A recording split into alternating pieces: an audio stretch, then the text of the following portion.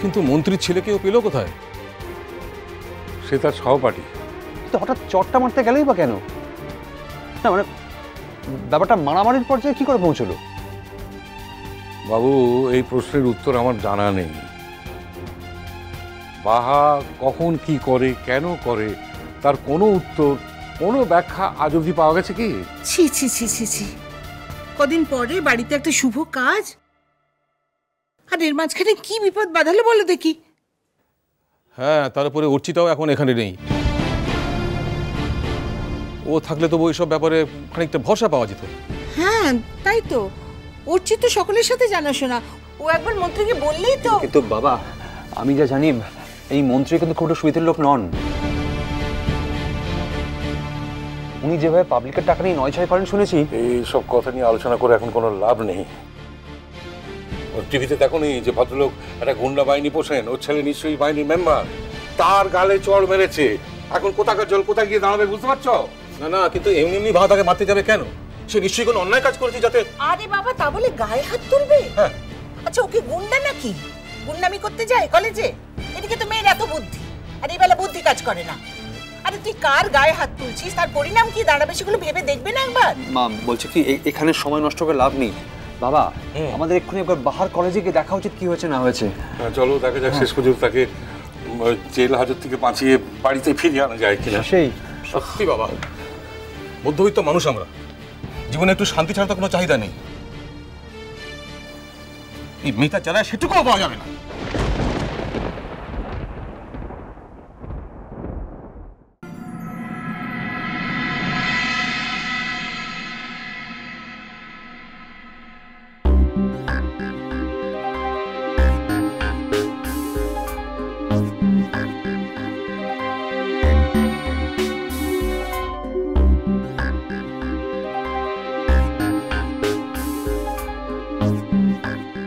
তাহলে কি ঠিক করলেন স্যার?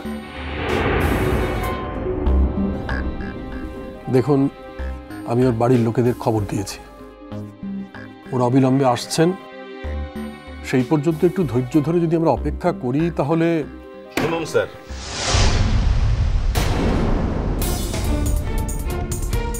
এই কলেজের উন্নতি কল্পে আমি অনেক টাকা অনুদান দিয়েছি, অনেক টাকা।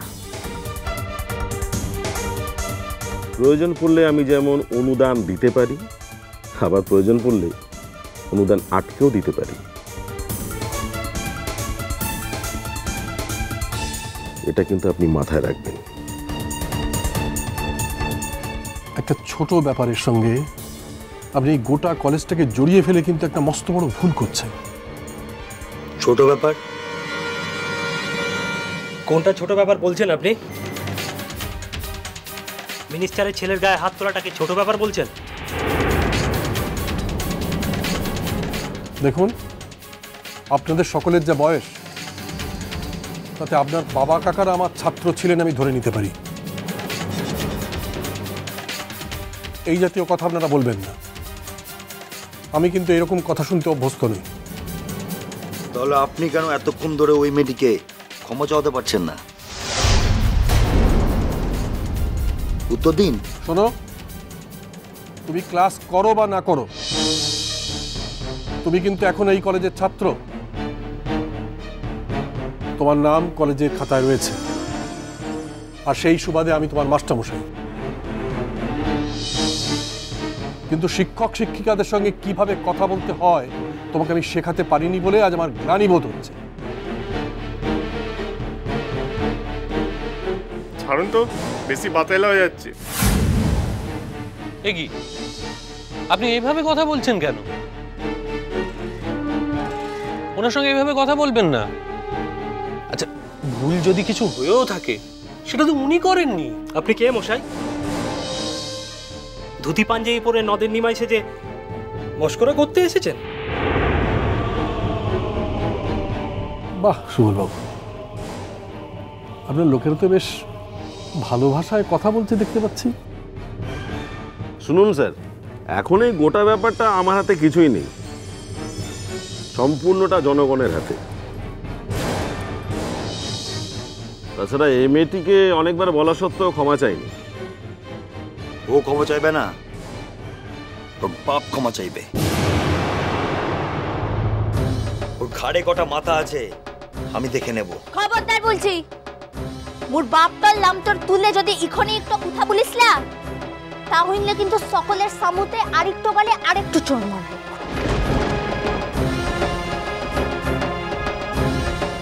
শুনলেন স্যার, শুনলেন? কি স্টাবন এই জঙ্গলি আদিবাসী মেয়েটার। হি পুরা জঙ্গলি আদিবাসীটাই আনছি। তার লিগেই তো ভোটের সময়তে ভিখারিটা সেজে ভোটটা লেওয়ার লিগে যাসলা, তখন তো মোদিকের মতো জঙ্গলিদেরই তো বলিস মা বোনটো আনছি মুরা তোর। এই মেয়ে, এই মেয়ে, তুমি অনেকক্ষণ থেকে ফরফর করছো। আরে একটা কথা বললে না, তুমি জানো আমি তোমাকে কি করতে পারি? তোমার ক্যারিয়ার আমি একদম শেষ করে দিতে পারি। পারিস না, কারণ তুরা মোর ক্যারিয়ারটা গুড়িসলাই রে। তার লিগে তুদিগের ইত্তো ক্ষমতাটা লাই যে তুরা সকলে মিলে মোর ক্যারিয়ারটা শেষ করবি। চ্যালেঞ্জ করছে স্যার, আপনার কথার উপরে চ্যালেঞ্জ করছে। হি করছি, চ্যালেঞ্জটাই করছি। স্যার এই বাচ্চা মেয়েটা তখন থেকে কি সব বলছে স্যার। আপনি ওকে বোঝান স্যার, ওকে একটু বোঝান, ঠান্ডা মাথায় একটু বোঝান স্যার। আমি চাইলে ওকে আজকেই গারদে ভরে দিতে পারি যাতে সারা জীবন বেরোতে না পারে। আপনি ওকে বলুন স্যার, একবার বলুন স্যার ওকে আমার ছেলের কাছে একবার ক্ষমা চেয়ে নিতে, তাহলে স্যার আমি ওকে এবারের মতো মাফ করে দিতে পারি। বলুন স্যার, বলুন প্লিজ। বাহা, তুমি আর অশান্তি বাড়িও না। দেখছো তো তোমার জন্য স্যারকে কত ছোট বড় কথা শুনতে হচ্ছে। তুমি বরঞ্চ ক্ষমা চেয়ে নাও প্লিজ। এতদিন এই কলেজে পড়াচ্ছি, কোনোদিন এই রকম ঘটনা ঘটেনি। তোমার জন্যে আজকে আমাদের এইখানে এত অপমান হতে হচ্ছে। মু তো কোনো অন্যায়টা করিলে, যে অন্যায়টা করেছে তাকে তোরা কিছু বল কিনে। আপনি একটু চুপ করুন তো, ওকে কিছু বলার দরকার নেই। তাহলে কি অনন্তকাল ধরে আমরা এখানে অপেক্ষা করব?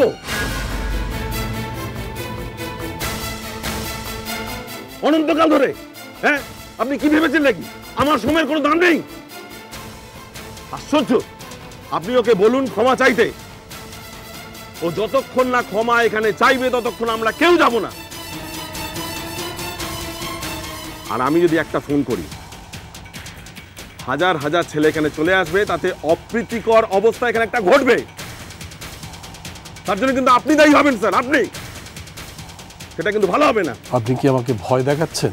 কেন, আপনি ভয় পাচ্ছেন না স্যার? যদি এই প্রশ্নই করেন তাহলে আমি বলবো না, ভয় পাচ্ছি না। তবে হ্যাঁ, আমি বিড়ম্বিত বোধ করছি। ঠিক আছে স্যার, এই কথাই থাকলো। এই কলেজের ভালো মন্দের কোনো দায়িত্ব আমার হাতে আর রইল না। আপনাকে আমি অনেক সুযোগ দিয়েছিলাম, অনেক, কিন্তু আপনি সেই সুযোগের সদ্ব্যবহার করতে পারেননি। এরপরে আমার করার কিচ্ছু নেই। কিন্তু এই মেয়েটার এখন কি হবে? একে তাহলে তুলে নিয়ে যেতে হয়। কোন পদ্ধতিতে বললে ক্ষমা চাইবে সেটা আমার ভালো করে জানা আছে। হ্যাঁ হ্যাঁ, তুলে নিয়ে যাবো স্যার। আপনি শুধু আমাদের ছেলেদেরকে ফোন করে দিন। কাল দেখবেন এই কলেজ বিল্ডিং উড়ে গিয়ে ম্যাজিকে এই জায়গাটায় শ্মশান হয়ে গেছে।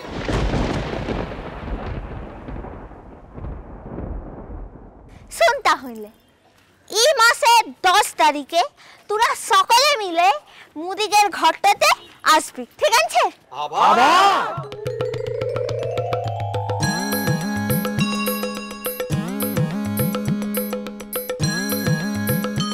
আরে হিরে, তার লিগেই তো বলছি, এবারে তুদিকে সকলের নেমন্তন্নটা আনছি। মোর বড় দাদা বাবুর বিহাটা আনছে না, আমাদের নিমন্ত্রণ। আরে হিরে, তুদিকে সকলের নিমন্ত্রণটা আনছি, ঠিক আছে? মিষ্টি কুটু মিষ্টি কুটু মিষ্টি কুটু